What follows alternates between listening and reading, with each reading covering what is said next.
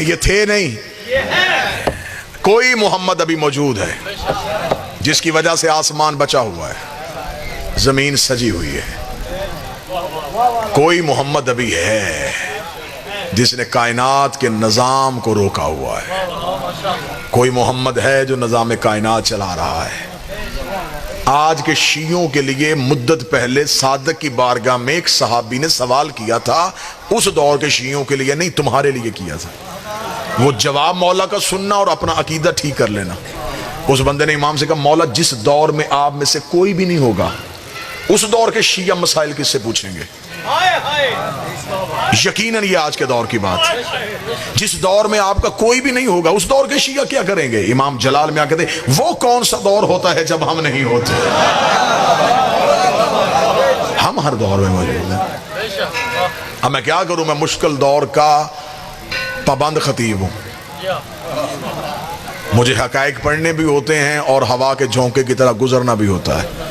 میں چاہتا ہوں کہ قوم کے سامنے یہ امانتیں پڑھی جائیں، لیکن اشارہ اتنا بہتر استعمال کیا جائے کہ جتنا بہتر اشارہ میری قوم سمجھتی ہے، اتنا روئے زمین پہ کوئی قوم نہیں سمجھتی. میں اشارہ دینے لگا ہوں، جو اشارہ سمجھے گا مجھے چہرے سے پتہ چل جائے گا یہاں اشارہ. پیاسے کا کام ہے چشمے کو ڈھونڈنا. بابا جی اشارہ سمجھے گا. پیاسے کا کام ہے چشمے کو ڈھونڈنا. اب اگر کوئی پیاسا چشمہ ڈھونڈے ہی نہ اور نالی سے پانی پی لے، اس میں چشمے کا کیا قصور ہے؟ وہ بیٹھا ہے اشارہ سمجھنے والا. تمہارا کام تھا امام کو ڈھونڈنا. اب تم امام کو ڈھونڈو ہی نہ اور کسی اپنے مرضی کے پوچھ لو، تو بتا دے، تو اس میں مالک کا کیا قصور ہے؟ اچھا سوال پوچھنے کے لیے کہتے جی امام ہے ہی نہیں، مدد مانگنے کے لیے امام سے، پھر جس سے جواب مانگا اسے مدد بھی مانگ. اگر وہ تیری مشکل کشائی کر سکتے ہیں تو وہ تجھے تیرے مسئلوں کا حل بھی بتا سکتے ہیں. انہیں بتانا آتا ہے، ہمیں پوچھنا نہیں آ رہا. ہم نے اپنی جہالت چھپانے کے لیے کہہ دیا وہ پردے میں ہے. وہ پردے میں کیسے ہیں؟ وہ تو ظاہر ہے. ہماری آنکھوں کے آگے پردے ہیں. ہماری آنکھوں کے آگے دنیا داری کا پردہ، تعصب کا پردہ، ہوس کا پردہ، ہرس کا پردہ. یہ پردے ہٹا تجھے حجت نظر آئے. اگر یہ نظر نہ آ سکتے ہوتے، میں بہت بڑی بات کہنے لگا ہوں، اگر یہ نظر نہ آ سکتے ہوتے تو یہ مرنے کے بعد بھی نہ آتے. موت کے وقت سرحانے کس کی کرسی ہوتی ہے؟ علی کی. علی نظر آیا. کیوں نظر آیا؟ اس لیے کہ دنیا کے پردے ہٹ گئے. دنیا کے پردے ہٹے، حجت نظر آ گئی. تو ابھی زندہ ہٹا، حجت ابھی نظر آ جائے گی. حجت نظر میں آ سکتی ہے، تو پردے ہٹا. مرنے کے بعد بھی تو نہیں بدلا، تیرے اعمال بھی وہی تھے.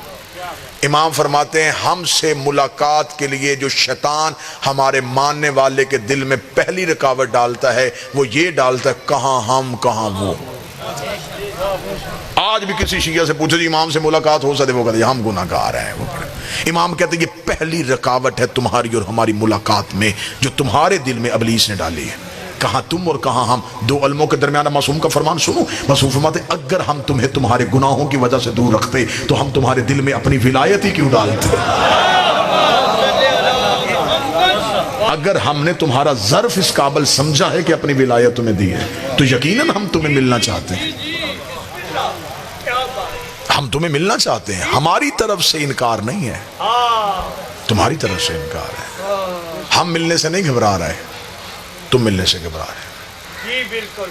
امام فرماتے ہیں کہ میں بہت دفعہ منبر سے یہ جملہ پڑھ چکا ہوں لیکن میں اپنی قوم کے بچوں کو رٹانا چاہتا ہوں. امام فرماتے ہیں اپنے گھر میں دسترخوان سجاؤ تو ایک فرد کی جگہ خالی چھوڑ دو. بچے ماں باپ سے پوچھیں یہ کس کی جگہ ہے تو اسے کہو ہمارا امام ہمارے دسترخوان پہ آئے گا. جس گھر کے بچوں کو یقین ہو جائے کہ ہمارا مولا ہمارے گھر آتا ہے، ہمارا مولا ہمارے گھر میں آتے ہیں، ہماری دعائیں سنتے ہیں، ہماری مشکلوں میں ہمارے حل کرتے ہیں، تو وہ بچہ کبھی بھی غیر سے نہیں مانگے گا. مولا فرماتے ہیں ہمیں دکھ ہوتا ہے جب ہمارے ہوتے ہوئے تم کسی سے مانگتے ہو. یہ یقین ہے کہ امام، کسی شیعہ سے پوچھو امام زندہ ہے؟ زندہ ہے. موجود ہے؟ موجود ہے. دیکھ رہے ہیں؟ دیکھ رہے ہیں. لیکن پھر بھی اس کے باوجود ہم غیروں کے دروازے پہ کھڑے، میرا یہ کام کروا دے. میری یہ مشکل حل کروا دے، میری یہ مشکل حل کروا دے۔ امام نے کہا یہ رکاوٹ تم نے ڈالی ہے، تم ہم سے مانگنا شروع کرو، ہم تمہیں دینا شروع کریں گے۔ تمہارے مانگنے میں دیر ہو سکتی ہے، ہمارے دینے میں دیر نہیں ہو سکتی۔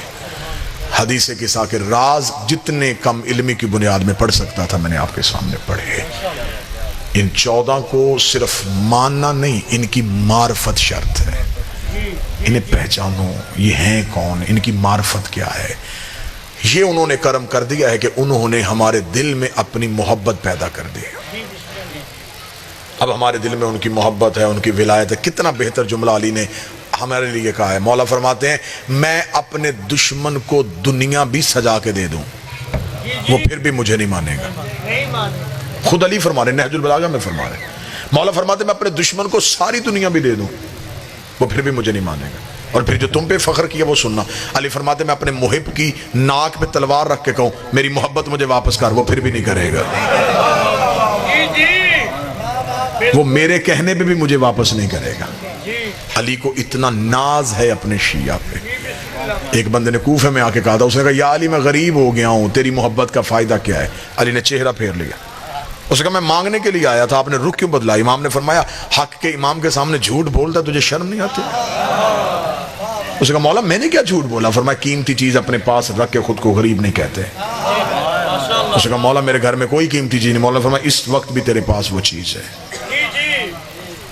مولا کوئی چیز بھی نہیں ہے۔ امام نے فرمایا ابھی سودا کر لیتے ہیں، میری محبت مجھے واپس کر، کائنات کے خزانے تجھے دیتا ہوں۔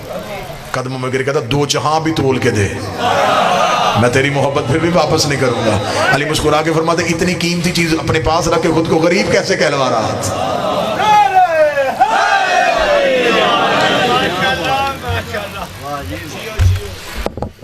بس صرف امتحان یہاں اتنا ہے کہ یہاں علی کے لیے تکلیفیں تم برداشت کرو، وہاں علی تمہیں تکلیف نہیں ہونے دے گا۔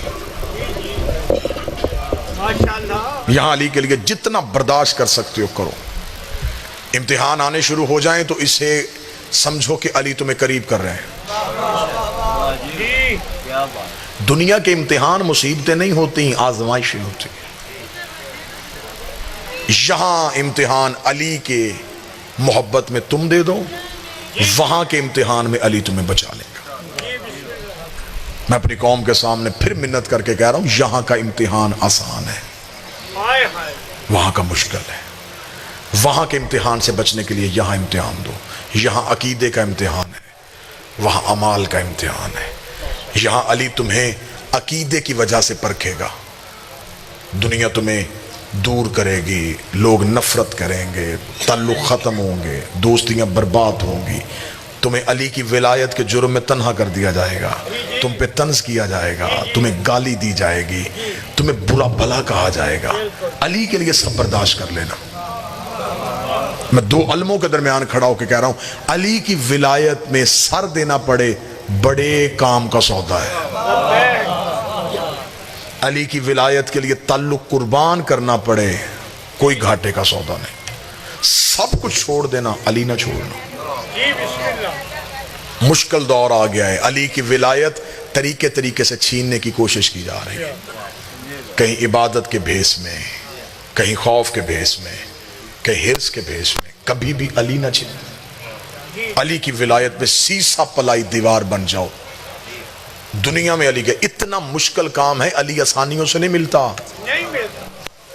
میں ایک ہی جملہ کہوں تو میرا خیال ہے کہ پھر میری قوم کو 1 گھنٹہ میری محنت کی ضرورت نہیں پڑے گی۔ علی ولی اللہ اتنا مشکل امتحان ہے کہ علی کی ولایت کی دشمنی میں لوگوں نے محمد کا جنازہ چھوڑ دیا تھا۔ آج لوگ کہتے ہیں جی بندے ہم سے نہیں بولتے، ہم علی ولی اللہ پڑھتے ہیں، لوگوں نے ہمارے ساتھ تعلقات ختم کر لیے ہیں۔ تو تمہارے ساتھ تعلقات ختم ہوئے تو اس میں کیا ہوا؟ لوگوں نے مصطفیٰ کے ساتھ تعلق ختم کر لیا تھا۔ 1.25 لاکھ بندہ غدیر میں چھوڑ کے آیا تھا کائنات کا رسول، کتنے مسلمان آئے جنازے پہ؟ غدیر کے واپس آ کے رسول نے اپنی زندگی کے باقی ایام حجرے میں گزارے۔ لوگوں نے نبی کو گھر سے نکل کے مسجد میں نہیں آنے دیا، اتنا تنہا کر دیا تھا رسول کو لوگوں نے، صرف علی کی ولایت کی دشمنی۔ 11 بندے رسول کے جنازے پہ آئے جس نے پوری دنیا سے کلمہ پڑھوایا ہو۔ آدھی رات کو بطول نے رو کے کہا تھا یا علی مدینے کے لوگ میرے بابے کے جنازے پہ کیوں نہیں آئے؟